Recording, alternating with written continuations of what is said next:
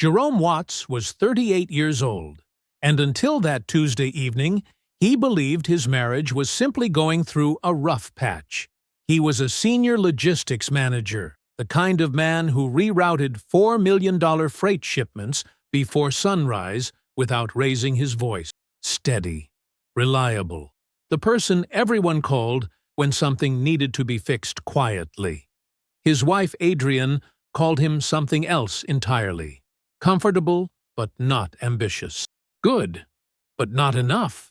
Then she left a FedEx envelope on the kitchen counter. A divorce petition. Filed 3 days before he even knew she'd seen a lawyer. Jerome stood in that kitchen for a long time, holding those papers in complete silence. But it wasn't the petition that changed everything. It was what he found 20 minutes later. 9 months of emails, still open on her laptop, that proved she hadn't just stopped loving him. She had been planning her exit with extraordinary precision, while he was still trying to find the right moment to tell her about his promotion. Adrienne was certain Jerome wouldn't fight. She had said so herself, in writing. She had been telling everyone she knew that she left Jerome, that she was moving forward, that he took it fine. 3 weeks later, Jerome walked into a restaurant with a woman who made Adrienne forget every word of that story. And what he did next, quietly, methodically, without a single wasted move, she never saw coming.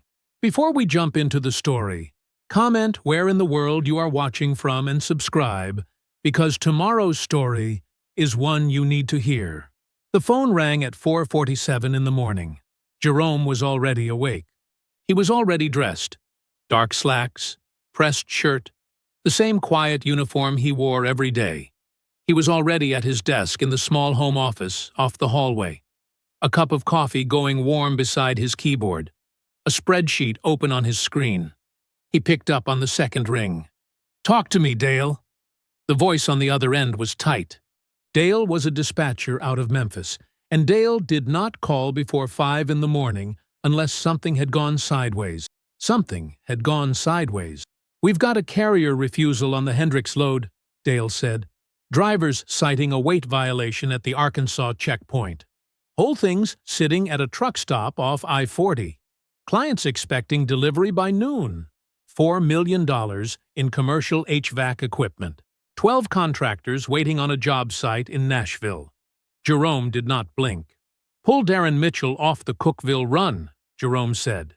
"That load can flex to tomorrow. I already built the buffer.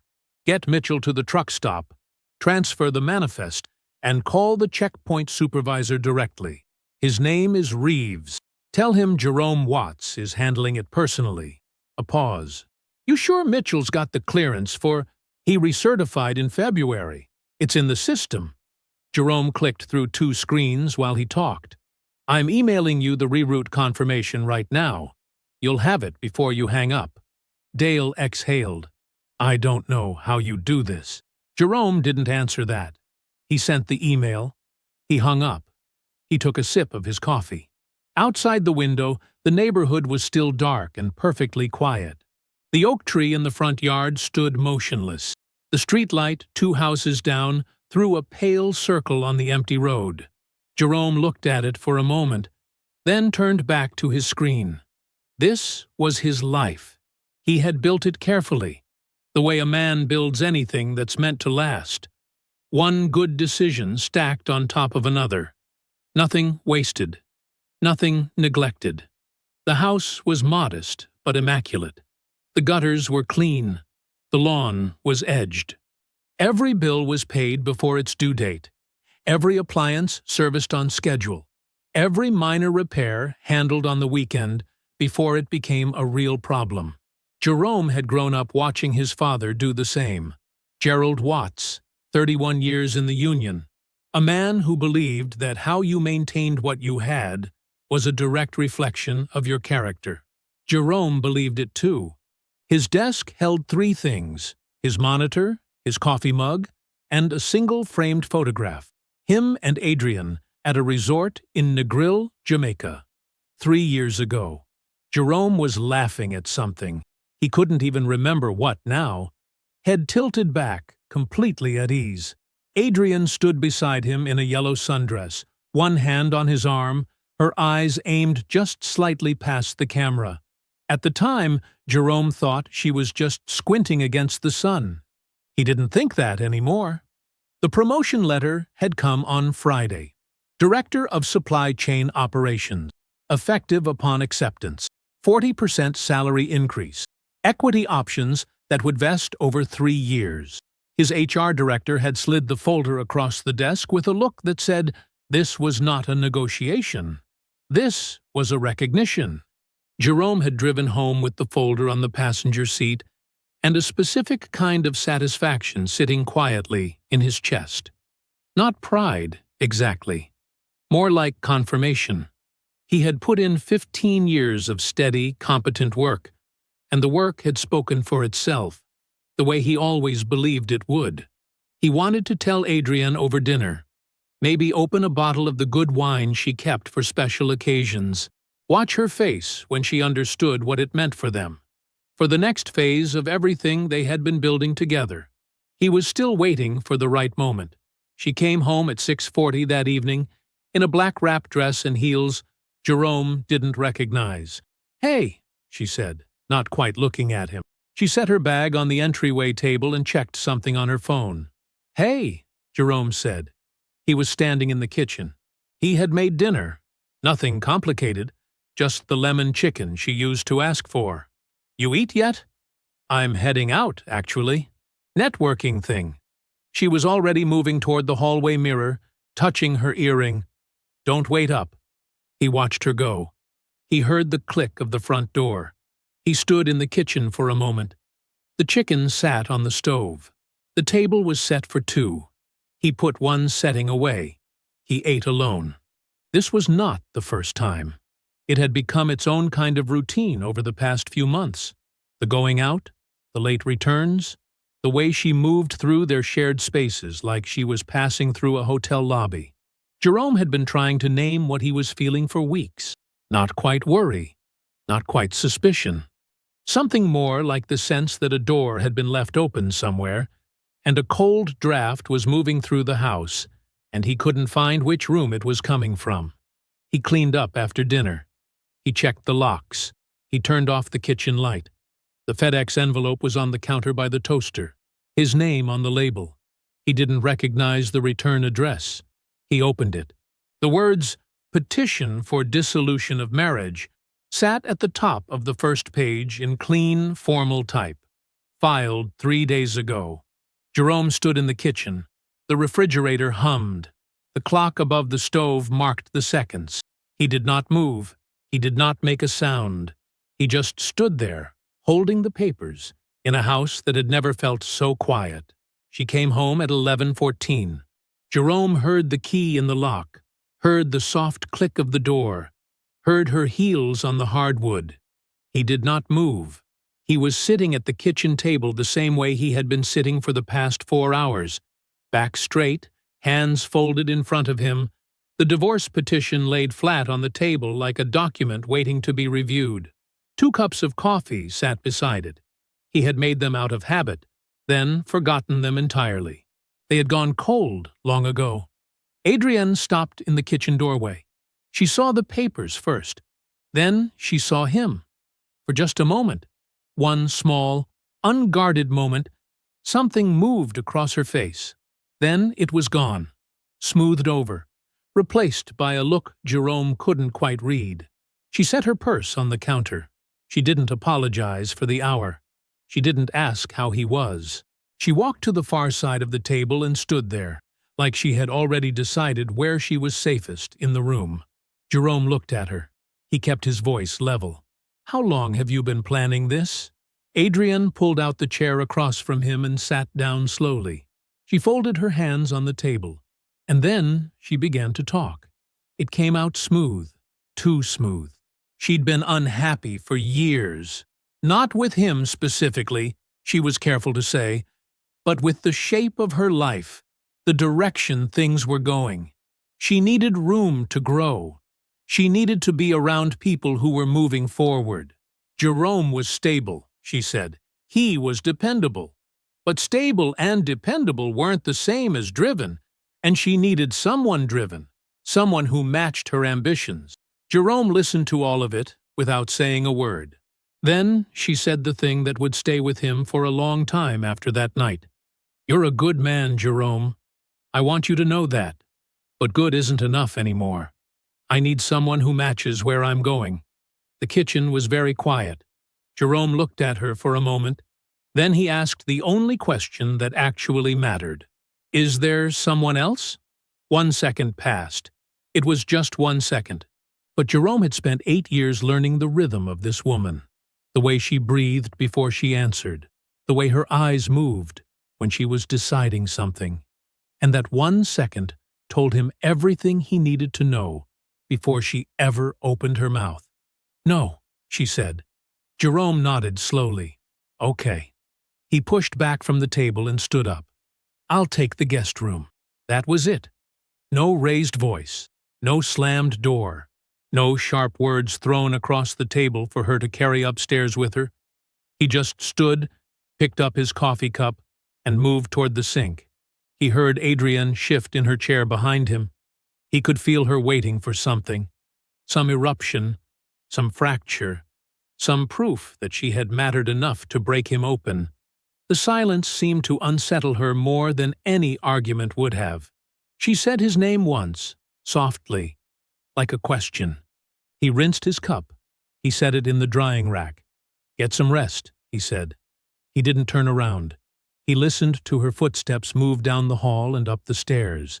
He listened to the soft sound of their bedroom door closing. Then he turned around. Her laptop was on the kitchen counter. She had left it there earlier in the week, and it had barely moved since. She mostly used her phone. The screen had gone dim, but not dark. Still logged in. The small indicator light pulsed a faint, steady white in the dark kitchen. Jerome stood there for a moment. He wasn't looking for anything. He told himself that plainly. But he walked to the counter, and he tapped the touchpad, and the screen came back to life. Her email was open. He found the thread in under 4 minutes. It wasn't hidden. It wasn't in a folder. It was sitting right there in her inbox the way a thing sits when someone has stopped worrying about being caught. Dominic Frazier. The name appeared again and again, going back 9 months. Jerome read without rushing. He read every word. The messages were affectionate in the early months, then explicit, then comfortable. The casual intimacy of two people who had stopped performing and started settling in. Near the top of the thread, a message from Dominic, sent 2 weeks ago. "Once you're free, we won't have to hide anymore. I'm not going anywhere."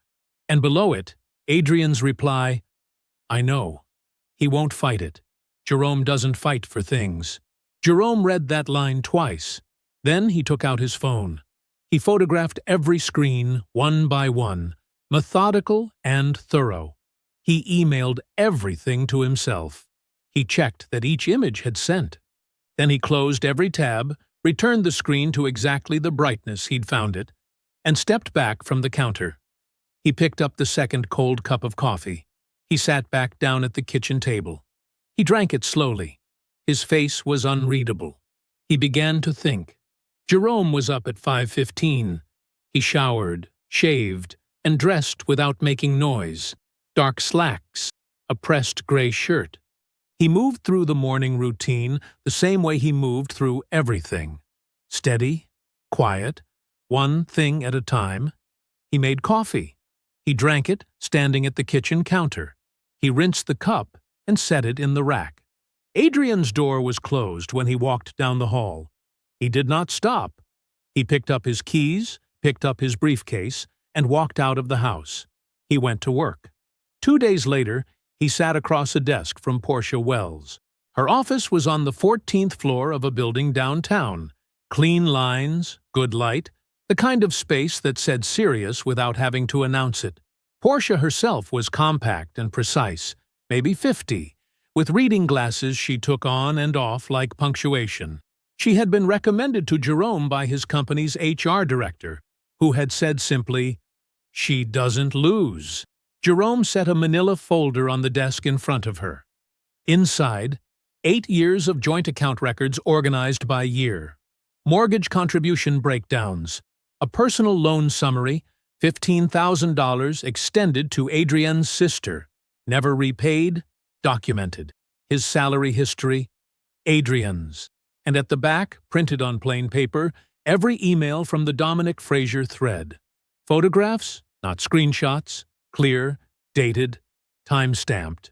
Portia picked up the folder and read in silence. She turned pages the way a doctor reads a chart. No reaction, just intake. After a few minutes, she took off her glasses and looked at him. "How long ago did you find out she filed?" "5 days," Jerome said. Portia set the folder down. "Mr. Watts, I have clients who walk in here 3 months after the fact and aren't half this organized." "I like to be prepared," Jerome said. She almost smiled. "I can see that." They talked for an hour. By the end of the meeting, Jerome had retained her, signed the paperwork, and answered every question she put to him without hesitation. He left the building, walked to his truck, and drove back to the office. He had a shipment to reroute. His company had been asking him to attend the Southeast Logistics Conference in Atlanta for 2 years running. Both times, Jerome had declined. Too much going on, couldn't leave mid-quarter. When the invitation landed in his inbox again that Thursday, his first instinct was the same. He stared at it for a moment. Then he hit confirm. He packed a bag that evening. He did not tell Adrienne he was going. He left a note on the kitchen counter that said he would be out of town for 2 days on work travel, and that was all it needed to say. The conference was held at a hotel near Midtown Atlanta. Big, efficient, full of people in lanyards talking too loud over rubber chicken dinners. Jerome attended the sessions he was there to attend, took the notes worth taking, and kept mostly to himself. The second night's dinner was assigned seating. He found his name card at a round table near the back of the ballroom and sat down. Across from him, already seated and already engaged with the breadbasket, without any apparent guilt about it, was a woman in a deep green dress who introduced herself as Nadia Pierre, structural engineer, Atlanta-based firm with projects across 4 states. She was there because 2 of her current projects had significant freight logistics components, and her firm had decided, finally, that it was worth understanding that side of the operation from the inside. "So you're doing reconnaissance," Jerome said. "I prefer research. Reconnaissance sounds like I'm wearing a wire." He laughed. It surprised him, the ease of it. They talked for 3 hours, not about anything personal, about load distribution and infrastructure tolerances and the specific headache of coordinating material deliveries on bridge rehabilitation projects in mid-sized metro areas. She knew things he didn't. He knew things she didn't. The conversation kept finding new rooms to walk into, and neither of them seemed in any hurry to leave. She had a laugh that didn't ask permission. She made a point, and then waited to see if you'd actually heard it before she kept going. She was sharp without being sharp about it. The kind of person who didn't need to tell you she was smart, because it was already just there, in the room, self-evident. When the dinner ended, they exchanged business cards because the conversation made it obvious they should. Jerome drove back to his hotel room, set the card on the nightstand, and slept better than he had in 2 weeks. Back home, Adrienne had been busy. She had called her sister. She had called 2 of their mutual friends, a couple named the Hendersons and a woman named Gwen, who taught yoga, and repeated everything she heard. She had framed the story carefully. She had made the decision. She was moving forward. Jerome had taken it well. She was doing what was right for her. She deserved to be happy. She posted a quote online about new chapters. She looked, to anyone watching, like a woman who had made peace with a hard choice and was walking confidently into what came next. Jerome was not watching. Jerome was working. 11 days after Atlanta, his cell phone rang at noon on a Tuesday. He was at his desk, halfway through a vendor contract review. Nadia Pierre. He picked up. She had a question about freight staging timelines for a project in Savannah. A legitimate question, specific and technical, and he answered it completely. Then they kept talking. The conversation moved from Savannah to supply chain modeling to a disagreement about a paper they'd both apparently read on port infrastructure efficiency. And, somewhere in the middle of all of that, 90 minutes had passed. There was a pause. Not an uncomfortable one. "I'd like to take you to dinner," Nadia said, "if you're open to it." Jerome leaned back in his chair. Outside his office window, the afternoon was flat and gray and ordinary. "Yeah," he said, "I'm open to it." They went to a restaurant in Midtown the following Saturday. A small Italian place, unhurried, good light. Jerome was easy company, and so was she. He told her about the divorce. Not all of it. Not yet. But enough. She listened without filling the space with reassurances. She just listened. And then she asked one question that was exactly the right question, and they moved on. By the end of the night, they had plans to do it again. 3 weeks after Adrian filed the divorce papers, Jerome and Nadia were seated near the window of a restaurant on the east side of the city when the door opened and Adrian walked in. Jerome saw her before she saw him. She was with a woman from her office. A work dinner by the look of it. She was dressed well. She looked composed. She scanned the room the way a person does when they're being seated. And then her eyes landed on Jerome, and then moved to the woman sitting across from him, and then came back to Jerome. She stopped moving for just a moment, just one. Jerome raised one hand in a brief, unhurried wave. Adrienne crossed the room. Jerome stood. He made the introduction simply, without ceremony. "Adrienne, this is Nadia." "Nadia." "Adrienne." Nadia looked up from her menu and offered a warm, easy smile. "Nice to meet you," she said. And she meant it. There was no performance in it, no sharpness underneath. She was completely unbothered, the way a person is unbothered when they have absolutely nothing to prove. Adrienne said it was nice to meet her too. Her voice was even. Her face was composed, but her eyes moved over Nadia in a way she couldn't fully control, and Jerome watched the math happening behind them. The quick, involuntary calculation, the result she did not like. "Enjoy your dinner," Jerome said. Adrienne said, of course. Yes, they would. She smiled. She walked to her table. Jerome sat back down. Nadia was already reading the menu again. "The lamb looks good," she said. "Do you eat lamb?" "I do," Jerome said. "Good," she said. "I was going to order it either way, but it's better if there's someone to share with." That night, Jerome's phone rang at 10:47. He was already in bed, already settled, the lamp on the nightstand still burning. He looked at the screen. "Adrienne." He answered. Her voice had lost its composure. Not by much, but enough. She said she'd been thinking. She said maybe things were moving too fast, that they could slow down, that there was no reason they couldn't take a breath and talk. Really talk, the way they maybe should have before any of this. Jerome let her finish. "The papers are already filed, Adrienne," he said. "I'll see you at mediation." He hung up. He set the phone face down on the nightstand. He reached over and turned off the lamp. He went to sleep. Camille Okafor had been calling since the Tuesday Jerome found the envelope. He had answered twice. Brief calls, enough to let her know he was standing. Both times, she had said the same thing. Come to dinner. Both times, he had said soon. After Adrienne's call on Saturday night, he texted Camille one word, tomorrow, and she had sent back a single thumbs up, which was the most restrained thing Camille Okafor had ever communicated in her life. She lived 20 minutes away in a brick bungalow she'd bought and renovated herself, piece by piece, over 4 years.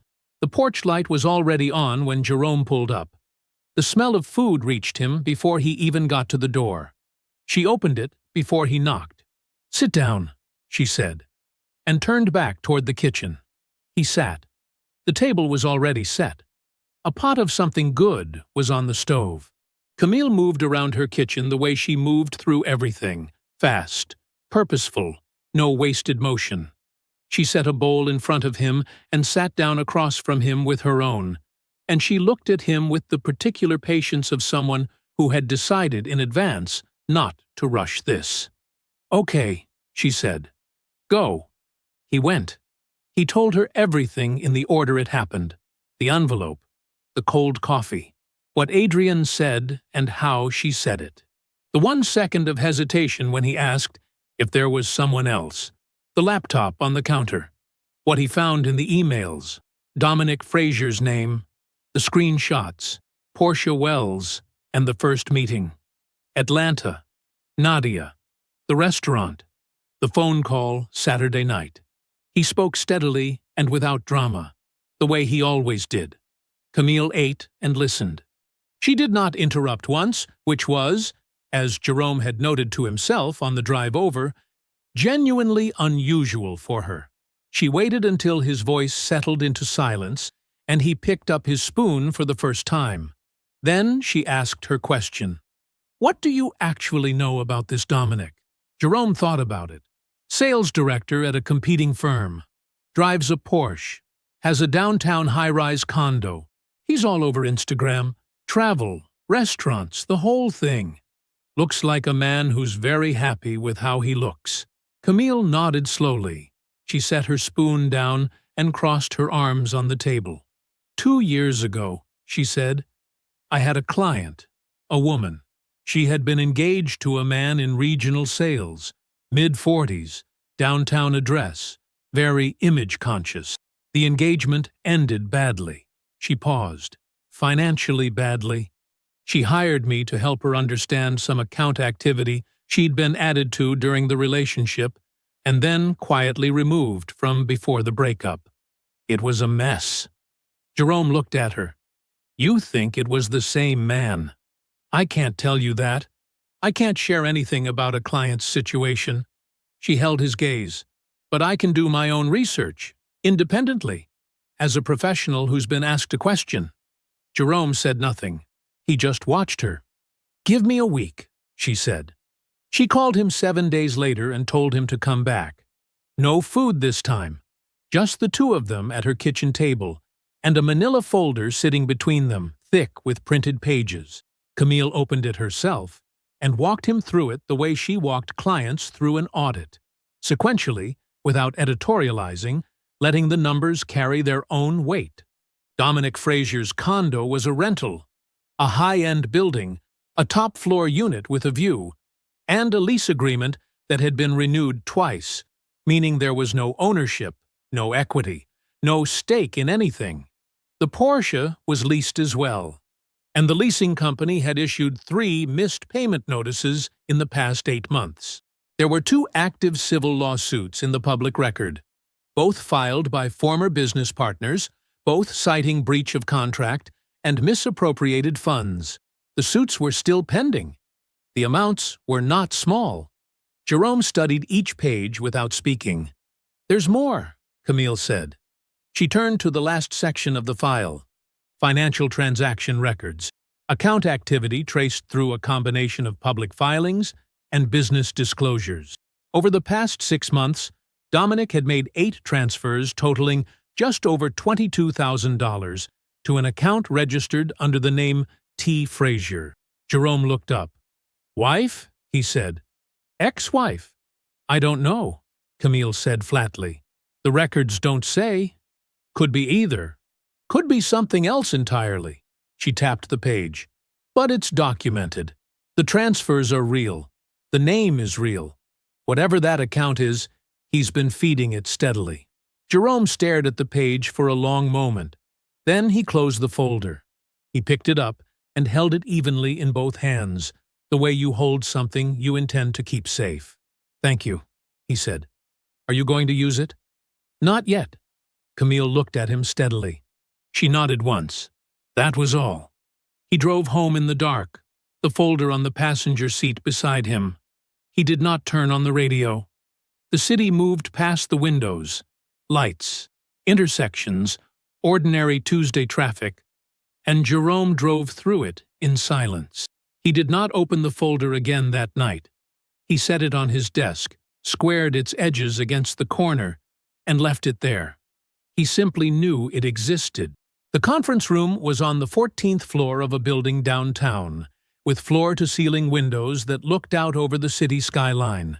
The table was long and dark wood and very clean. A water pitcher sat at the center of it, untouched.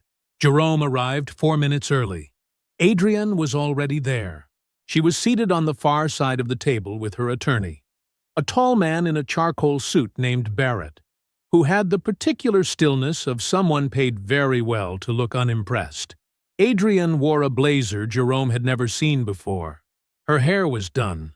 She looked like a woman arriving for something she expected to win. She met Jerome's eyes when he walked in. She didn't smile. Neither did he. Portia Wells set her briefcase on the table beside Jerome and opened it without ceremony. She was smaller than most people expected, with close-cropped natural hair and reading glasses she wore pushed up on her forehead until she needed them. She did not do small talk. Jerome respected that about her. The mediator, a soft-spoken woman named Dr. Renee Cole, opened the session and outlined the process. Jerome already knew the process. He'd read about it. He folded his hands on the table and listened anyway. Barrett presented Adrienne's proposed settlement in the language of fairness. His voice was smooth and measured, the kind of voice built for conference rooms. The house, which he called the marital home, would transfer to Adrienne. Jerome's 401k would be split evenly.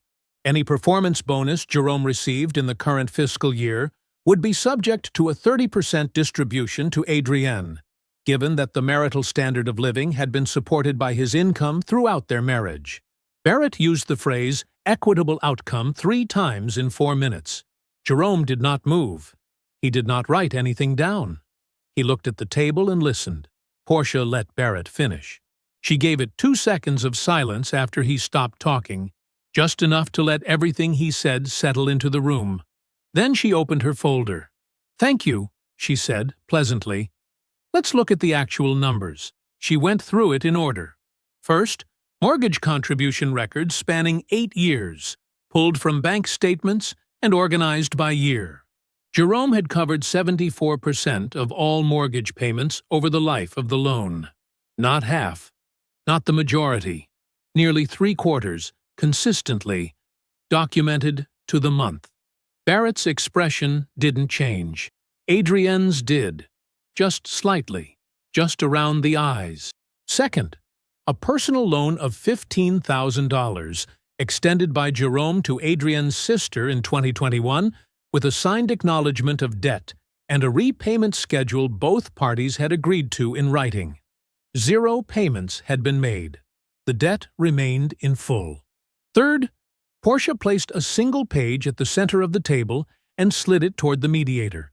"Joint investment account," she said, "opened jointly in 2019. In the 14 months prior to the divorce filing, the account lost 63% of its total value, not through market loss, but through direct withdrawals." She tapped the page. The withdrawals began 4 months before Mrs. Watts filed. The account was effectively drained before Mr. Watts was served. The room was quiet. Adrienne's attorney leaned in and studied the page. He said something close to Adrienne's ear that Jerome couldn't hear. Whatever it was, it didn't help her face. "We'd like to request a brief recess," Barrett said. Dr. Cole nodded. 15 minutes. Jerome walked to the end of the hallway and stood at the window with a paper cup of water he didn't drink. He looked out at the city. The streets 14 floors below were full of ordinary traffic. Ordinary Tuesday people going somewhere. Ordinary. He watched them. He heard her heels on the floor before she spoke. "Jerome." He turned.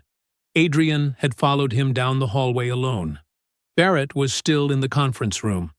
Out here, away from the table, something about her posture had changed. The Polish was still there, but the certainty behind it was gone. And without that certainty, she looked like someone standing in weather she hadn't dressed for. "I didn't want it to go like this," she said. Her voice was quieter than it had been all morning. "I really didn't." Jerome looked at her. "Then why are you making it so difficult?" she asked.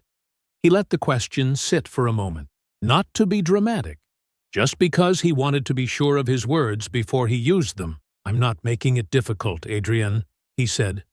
"I'm making it accurate." He turned and walked back down the hallway. He pulled open the conference room door and sat down in his chair. He poured himself a glass of water from the pitcher at the center of the table and drank it while he waited for everyone else to return. The session ended without resolution.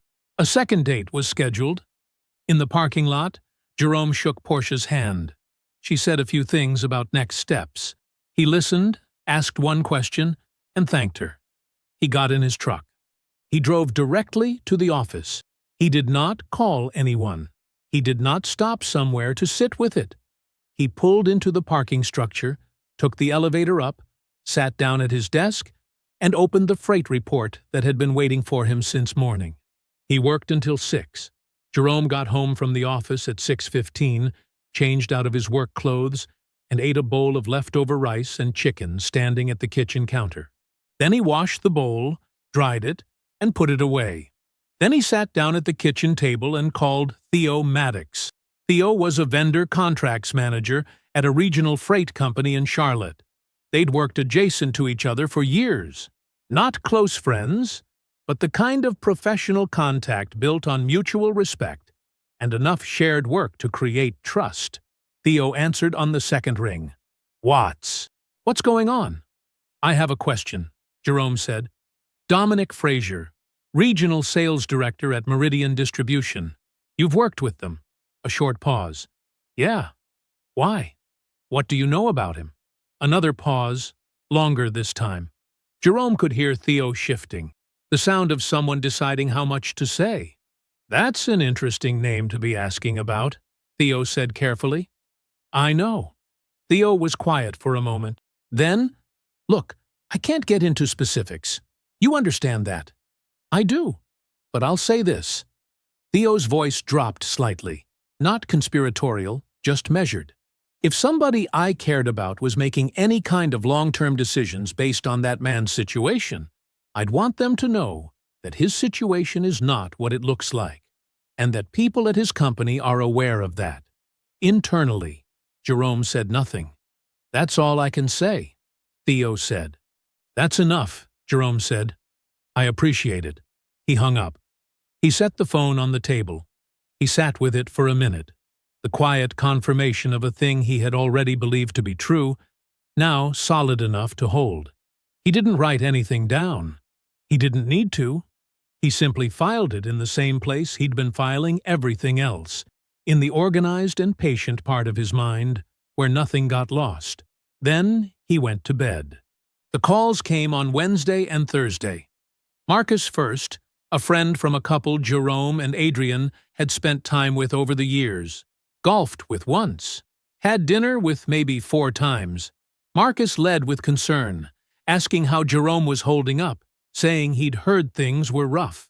His questions were just slightly too specific. He knew about the mediation.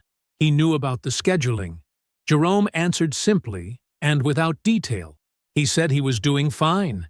He said the process was moving. He said he appreciated Marcus thinking of him. Marcus seemed unsatisfied with this, which told Jerome everything. Diane called Thursday, a woman from a shared friend group, warm enough on the surface, someone Adrienne had always been closer to than Jerome was. Diane said she was calling just to check in, that she hoped Jerome wasn't carrying too much alone, that she was there if he needed to talk. Jerome thanked her. He said he wasn't carrying too much. He said things were being handled. He knew what these calls were. He had seen the pattern at work. When someone is trying to get a read on a situation without appearing to, they send people who seem neutral. They always seem neutral. Jerome recognized it the same way he recognized when a supply chain was being probed before a disruption. He gave them nothing. He was kind about it, but he gave them nothing. Sunday morning, he drove to his father's house. Gerald Watts lived in the same house he'd bought in 1987. A brick ranch on a quiet street with a yard he still maintained himself, despite what his knees said about it. Jerome had been coming here every Sunday he was in the city for 12 years. Longer if you counted childhood. The ritual had not changed. Gerald made coffee. They sat. They didn't force conversation. They were on the back porch, 2 mugs between them, when Gerald set his down and looked at Jerome with the particular expression that meant he had decided something. "There's something I should have told you," Gerald said. "I've been working up to it." Jerome looked at him and waited. Gerald folded his hands on his knee. 3 years ago, your mother's birthday, we had that gathering here. He paused. I went to get a jacket from the back bedroom. The door wasn't fully shut. Adrienne was in there on the phone. Jerome was still. "She didn't hear me," Gerald continued. "I wasn't trying to listen, but I heard her say—" He stopped. He set his jaw. "She said she'd know when it was time to leave. She said she just had to wait until the timing was right for her." The porch was quiet. A car passed on the street in front of the house. Neither of them looked toward it. "I told myself I'd misheard," Gerald said. "I spent a long time telling myself that." His voice was steady, but there was something underneath it that caused him to say, "I didn't mishear." Jerome looked at his father. "I know you didn't." Gerald nodded once. He picked up his coffee mug. He didn't say anything else, because there wasn't anything else to say. And both of them knew it. They sat on the porch until the coffee was gone. Jerome sat in the truck in Gerald's driveway for 15 minutes before he could make himself drive. He wasn't crying. He wasn't angry. Or not exactly. What he was, he didn't have a clean word for. It was the feeling of a shape becoming clear that had always been there, just past the edge of what he'd been willing to see. The marriage wasn't something that had gone wrong. It wasn't a failure, or a distance that had grown, or 2 people who had drifted apart. It had been a calculation. From somewhere far back, further than the emails, further than Dominic, it had been a clock, running on a schedule that only Adrienne could read. She had been waiting. The whole time. She had been waiting. He pulled into his own driveway and sat in the dark truck for another moment. The house was quiet. The street lamp threw a pale square of light across the front door. He went inside. Jerome signed the paperwork at 8:47 on Monday morning. His manager, David Reyes, had the folder ready on the conference room table when Jerome arrived. Clean pages, 2 blue pens, a handshake that came with genuine warmth. David said something about the company being fortunate to have him. Jerome thanked him. He meant it, but he didn't linger on it. He signed where he was supposed to sign, shook the hand again, and went back to his desk. Director of Supply Chain Operations, effective immediately. He called his father from the parking garage at lunch. Gerald picked up on the 3rd ring, and Jerome told him in 2 sentences. Gerald said, "Good." Then he said, "You earned that." Then the line went quiet in the way it did when Gerald was finished, and didn't feel the need to fill the air. Jerome understood. That was enough. He texted Camille from the elevator. "Got the promotion. Signed this morning." Her reply came back in under a minute. "I know that's right. Dinner. This week. Don't argue with me."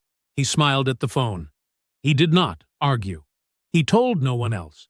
He and Nadia had fallen into a rhythm without trying to. It wasn't a performance. It wasn't strategic. It was 2 people who found each other genuinely interesting and kept showing up because of that, which is a simpler thing than it sometimes sounds. They had dinner twice in the first week after her call, once the week after that, and then it became a loose, comfortable pattern. A Tuesday here, a Saturday there, an occasional long phone call when the week got full and the schedules didn't line up. She knew about the divorce. He had told her early and plainly not to explain himself, just because it was true, and she deserved the context. She had listened without expression, nodded once, and said, "Okay." That was all. She did not press for details, did not offer opinions on Adrienne, did not make it the subject of any conversation that followed. She simply folded it into what she knew about him and kept going. And that restraint, that clean, uncomplicated respect, was something Jerome noticed every time. There was no rush between them, no urgency that felt like it came from somewhere wounded. They were both careful people who had learned to build carefully, and the thing between them was being built the same way, one honest conversation at a time, on a foundation that actually held weight. On Thursday, Jerome sat down at the kitchen table with everything spread in front of him. Camille's file was on the left, printed, tabbed, organized by category. The Porsche lease documents, the missed payment records, the civil suit filings, the account transfer records for T. Frazier. Each section clean behind its own tab. The screenshots from Adrienne's laptop were in the middle, printed and dated, paper-clipped in chronological order. 9 months of messages, the language between them clear and deliberate. He won't fight it. Jerome doesn't fight for things. He read that line one more time. He set the page face down. To the right, the investment account records showing the liquidations Porsche had already used once and would use again. The record of the personal loan to Adrienne's sister, still unreturned. And one more thing. A single handwritten note Jerome had written himself, 2 pages, detailing what his father Gerald had told him on the back porch. The date, the gathering, the exact words Gerald remembered hearing. Signed at the bottom in Gerald's handwriting, which Jerome had asked for quietly, and which Gerald had provided without hesitation. He squared the edges of everything. He placed it all in a single manila folder. He sealed it with a binder clip. The next morning, he drove to Portia's office and set it on her desk. "I want this done at the next session," he said. "Not extended." "Done." Portia opened the folder. She took her time with it, reading each section slowly, turning pages without rushing. Jerome sat in the chair across from her and waited. When she looked up, her expression was composed, but there was something behind her eyes that might have been professional admiration. "You have more than enough," she said. "I know." She tapped the edge of the folder. "Most clients don't come in like this, even the organized ones." "She assumed I wouldn't," Jerome said. "I needed her to know she was wrong. Not just about some of it, about all of it." Portia looked at him for a moment. Then she nodded, slow and certain. "Second session," she said. "Next Thursday. I'll have everything prepared." Jerome stood, buttoned his jacket, and thanked her. He called Nadia from the parking lot before he pulled out. "You free for dinner tonight?" "I can be," she said. "Give me until 7. 7 works." They met at a small place across town. Dark wood tables, low lighting, no noise.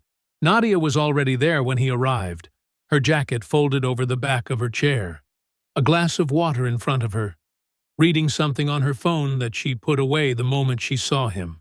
They ordered. The food came. She told him about the infrastructure project, a drainage overhaul for a city corridor that kept flooding every spring, the kind of work that most people ignored until something broke. He asked the right questions. She answered the way she always did, with precision and something close to joy. He told her about the promotion. She smiled. Not the polished kind, the real kind, the one that reached her eyes. "Director," she said. "That's a big title." "It's a big job," he said. "I'll figure it out." She laughed. He did too. Neither of them mentioned Adrienne. Jerome and Portia arrived at the building at 9:12 a.m. They didn't rush. They walked from the parking garage at an even pace, Portia with her leather case at her side, Jerome with the manila folder tucked under one arm. The lobby was marble and fluorescent, the kind of space designed to feel official. Their footsteps were quiet on the polished floor. The mediation suite was on the 4th floor. When they came through the door, Adrienne was already seated on the far side of the long table. She looked composed. More than last time. She had her posture back, shoulders settled, hands folded neatly in front of her, a small professional smile that she deployed when the door opened. Her attorney, A compact man in a gray suit named Holt sat to her left with his own folder open. Adrienne looked like a woman who had spent the past 2 weeks convincing herself she had misread the first session, like she had decided Jerome had been bluffing. Jerome took his seat. He set the manila folder flat on the table in front of him and folded his hands on top of it. He did not smile. He did not glare. He simply settled. Portia opened her case. She began without preamble. The first document she placed on the table was the investment account record, a clean printout showing the joint account balance as of 11 months ago, and then a second printout showing 4 systematic withdrawals made over a 4-month window, all of them initiated by Adrienne, totaling just over $31,000. All of it moved before the divorce petition was ever filed. Holt looked at the papers. He wrote something on his notepad. The second document was the loan record. Jerome's bank transfer to Adrienne's sister, dated 4 years ago, $15,000, with no record of repayment in any subsequent joint statement. The third was Camille's forensic accounting summary. It was 12 pages. Portia let Holt take his time with it. The summary was precise and specific. Mortgage contribution percentages broken down by year. Joint asset accumulation charted against each party's documented income. A clear and factual picture of who had built what, and by how much.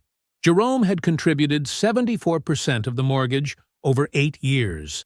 The numbers did not argue. They simply sat there. Then Portia placed the emails on the table. Not all of them. A selection. Printed, dated, arranged in chronological order. The earliest one was from 9 months before the divorce filing. The language was unmistakable.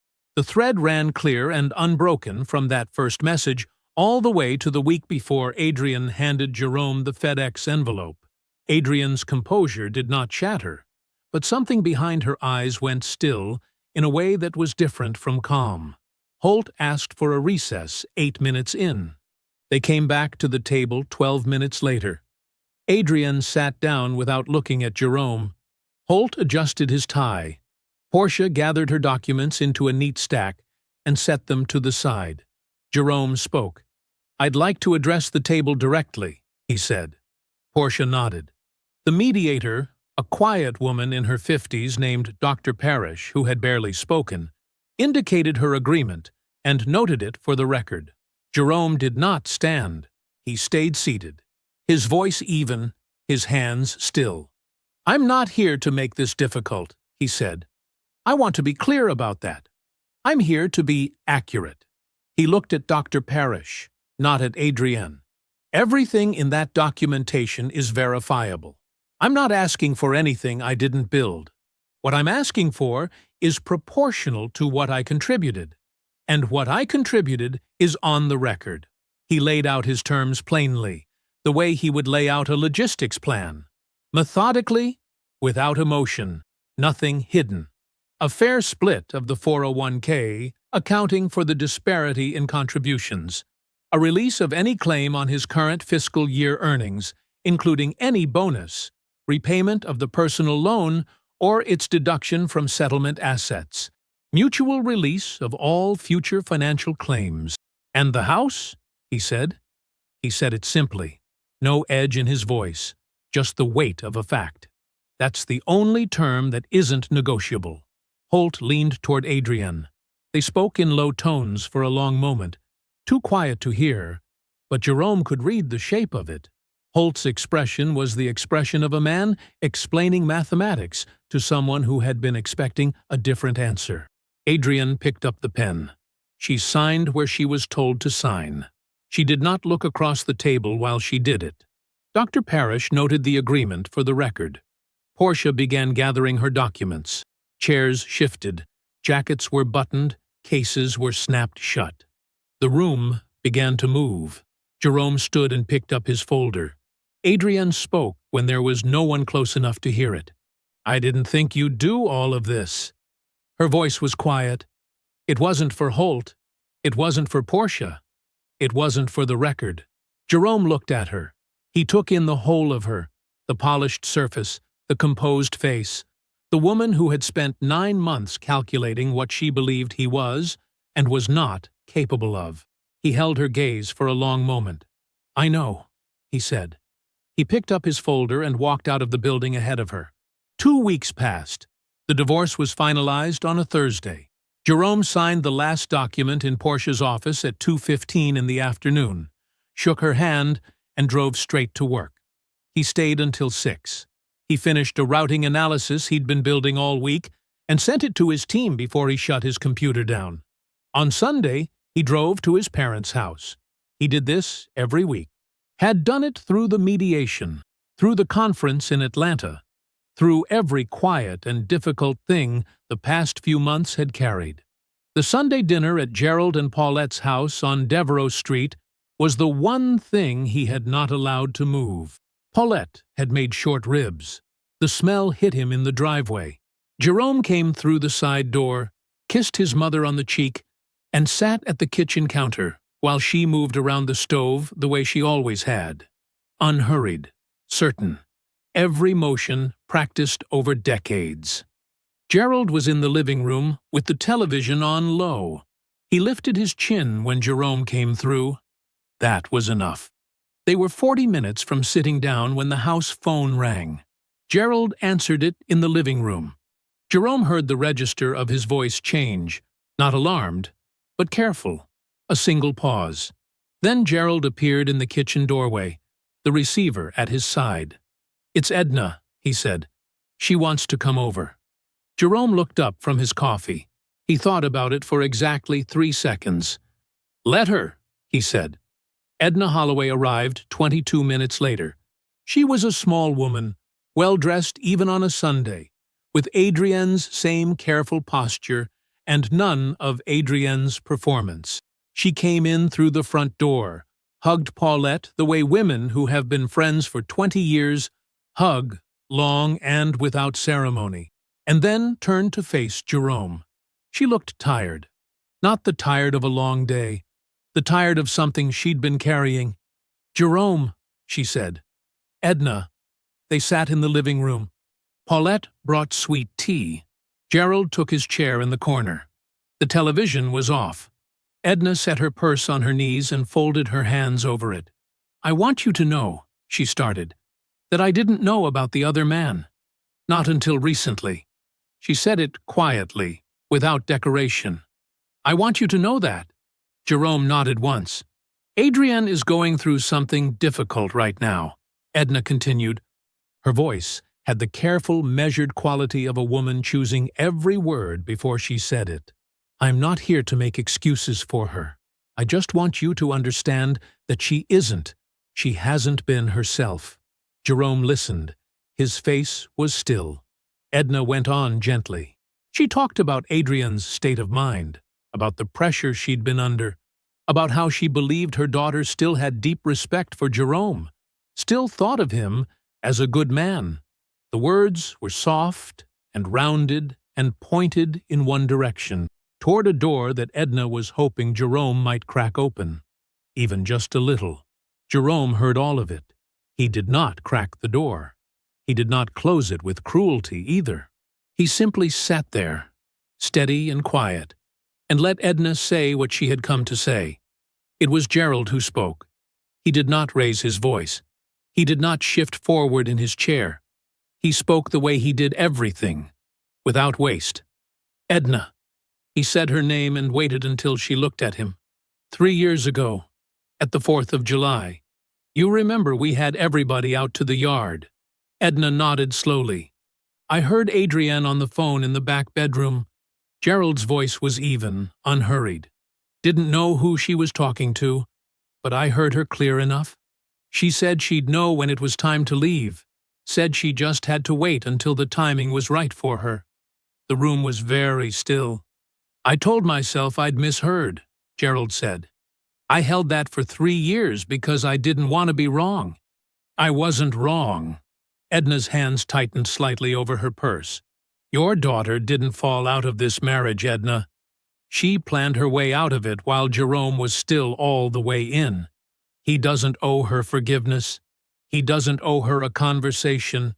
He doesn't owe her the dignity of grieving something she decided to leave before he even knew anything was wrong.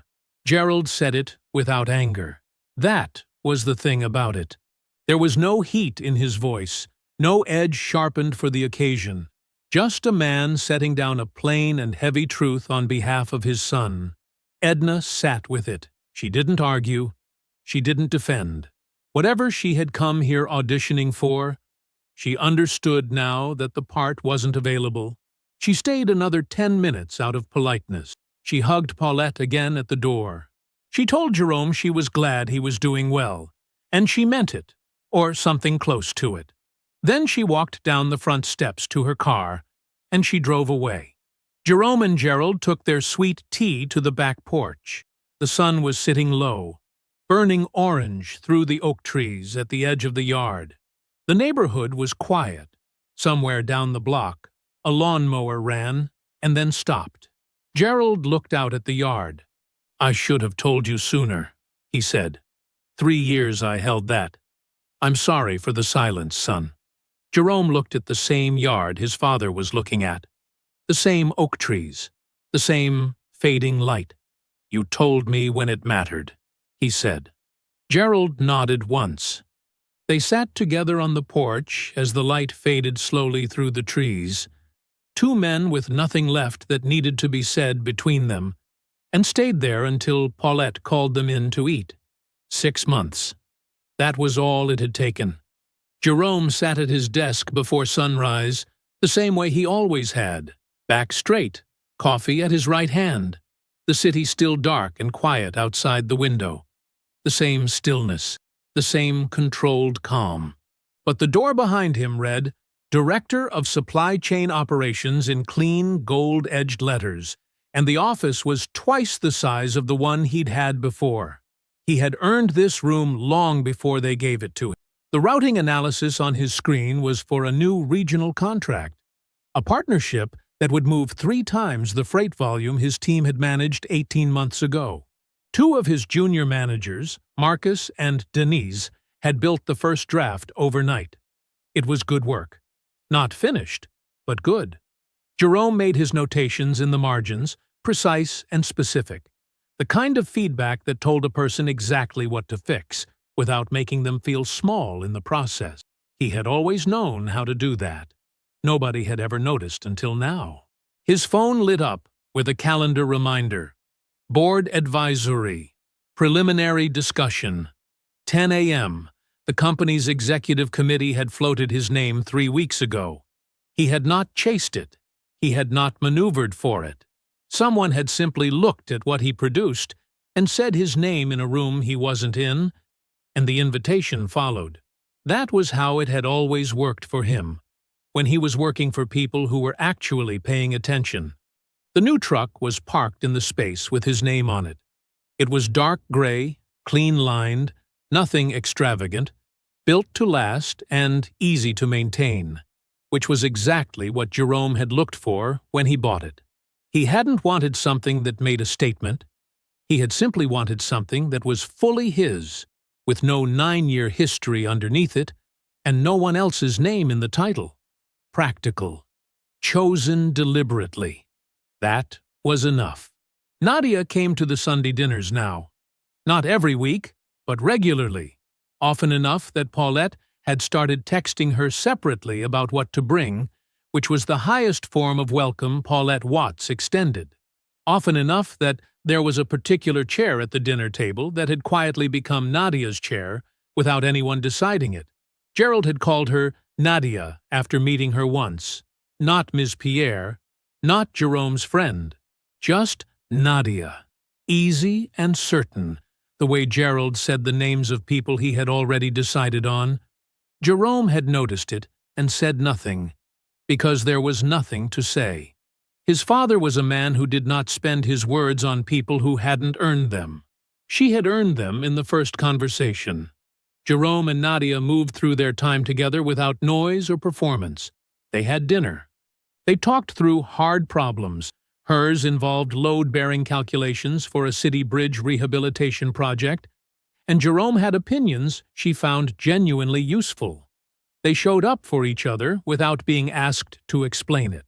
Whatever they were building, it was built the right way, with patience, with honesty, with two people who already knew who they were before they found each other.